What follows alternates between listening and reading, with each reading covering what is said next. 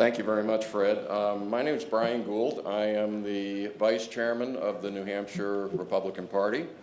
And every 4 years, we throw our collective living rooms open to a field of Republican candidates, and we get to know them well. And that's what we're kind of doing here today. Is this is the first opening of our living room, so to speak. And just as we would with guests in our home, these candidates are guests in New Hampshire, and I know that we'll give them a very warm welcome as each one comes up here to speak with you over the weekend. This wouldn't be possible without sponsors. We have a number of sponsors listed on the banners up front, but there are others who have made this possible for all of you to be here today. Republicans understand this kind of thing doesn't just happen without some financial support. So one of our sponsors is Citizens for Responsible Energy Solutions. James Dozier is the executive director of that organization. Citizens for Responsible Energy Solutions is a nonprofit organization that advocates for comprehensive and responsible solutions for the country's energy policies. James, please come up and give us your remarks.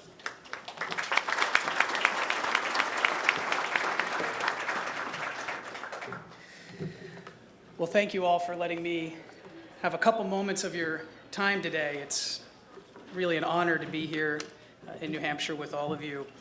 And, I'm just excited to hear from each of you, to learn from each of you, and to join you in the support of Republican leadership.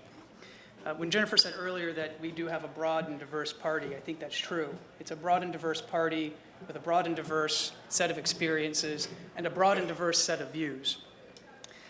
And what's great about our party is we're able to come together and have a conversation about solutions and get to work to enact those policies that we support.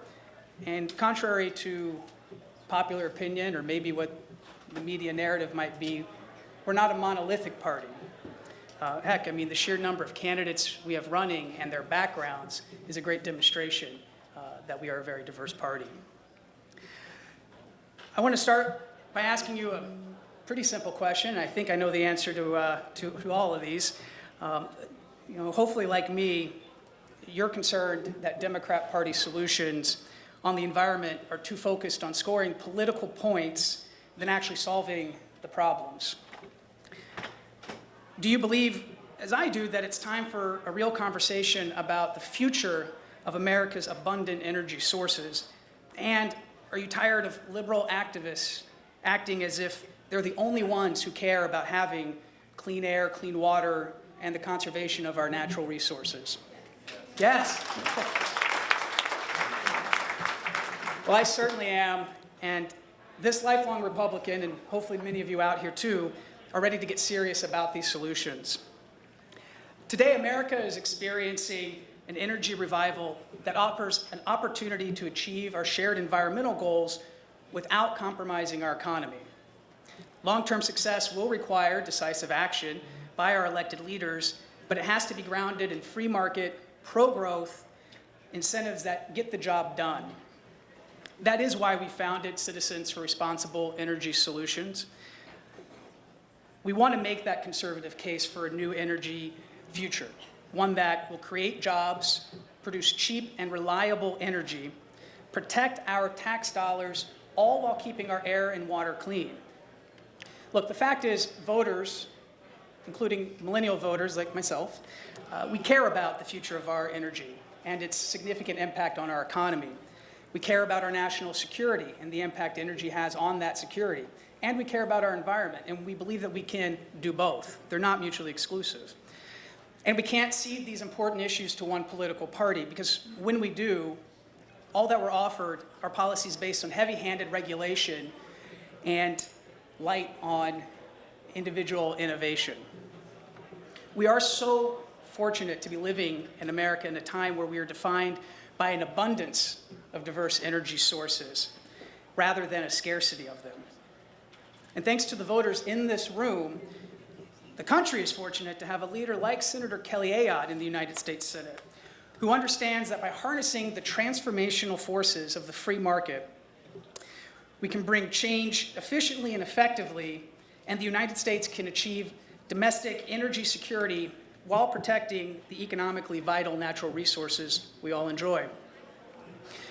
Recently, Senator Ayotte introduced an amendment to the Keystone XL pipeline bill that would permanently reauthorize the Land and Water Conservation Fund. This fund would further conserve the parks and open spaces and wildlife habitats that you all enjoy in New Hampshire and Americans enjoy across the country. This carries great benefits for hunters, for fishermen, recreational enthusiasts, and Eagle Scouts like myself. And in announcing her support for the reauthorization of the Conservation Fund, Senator Ayotte noted that preserving New Hampshire's pristine landscape is important to the state's economy and the way of life, and that the Conservation Fund has been used to protect thousands of acres in New Hampshire without using taxpayer dollars. Now, I know President Obama and his partisan allies have talked a lot about the environment and about climate change. And as the head of a grassroots nonprofit dedicated to helping establish an environmentally sensible energy policy for the country, you might expect that I'd be thrilled by that, and you would definitely be wrong. For far too long, energy and the environment have been used to score political points, while the important work of sitting down with Republicans and a few Democrats in the House and Senate to discuss solutions is ignored. President Obama has decided a go-it-alone strategy is the best policy. And he's established federal policies in this area which have only served to make this issue more divisive, more partisan, more radioactive, and has pushed action on these issues further out of reach. I feel confident in saying that most of us in this room know the answer to protecting the environment does not lie in wrapping it up in red tape, but through innovation in the new technologies that can bring more domestic energy sources like natural gas, nuclear, water, solar, to market while finding ways to limit harmful emissions and keep our air and water clean. Too often we are asked to make a false choice between protecting the environment and strengthening our economy. I believe we can do both by making smart investments in a new generation of American-made energy technology. In fact, it is happening right here in New Hampshire, where innovative local businesses are bringing abundant new sources of energy to market while preserving the natural resources that drive your booming tourism economy. Recently, the New Hampshire Clean Tech Council released a market report that found that the clean tech sector is already having a substantial impact in growing the economy in the state. Today, New Hampshire has over 15,000 workers employed in the clean tech sector, and the average annual wage in these clean tech associated jobs is likely to be about 50% higher than the average annual wage in the state. One example can be found at Poly Recovery, which is a Portsmouth company that is, in their own words, transforming trash into opportunity. You can quote that later. Poly Recovery believes that waste should remain as close to its point of origin as possible. They've established partnerships with end users that are within 100 miles of their facility so they can get their product to market faster. And they've been able to do this work and meet their three goals of building an innovative process that eliminates landfill dumping, reduces carbon waste, and sustains both the environment and the local economy. At Sunrise Investments, a team of New Hampshire entrepreneurs and advisors are pairing investors with tax equity with local schools, municipalities, churches, and hospitals to finance solar energy projects in the state.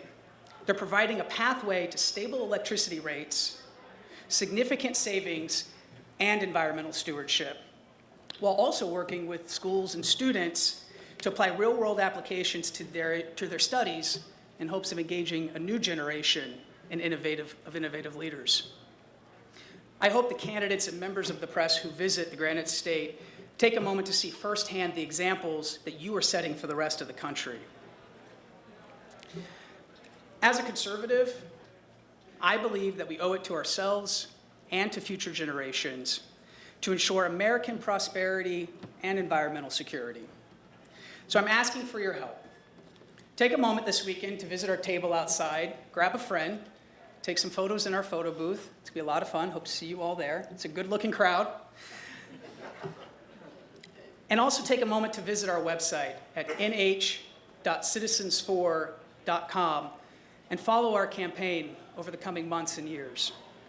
Together, we can build support for conservative, market-based energy policies that strengthen the economy, bring investments to local entrepreneurs, defend our natural resources, reduce our dependence on foreign oil from hostile nations, and let's together tell our Republican candidates that protecting God's creation should be a part of any serious conservative issues agenda. I want to thank you so much for your time. I want to thank Jennifer and the New Hampshire Republican Party. Look forward to seeing you all this weekend. Thank you all so much.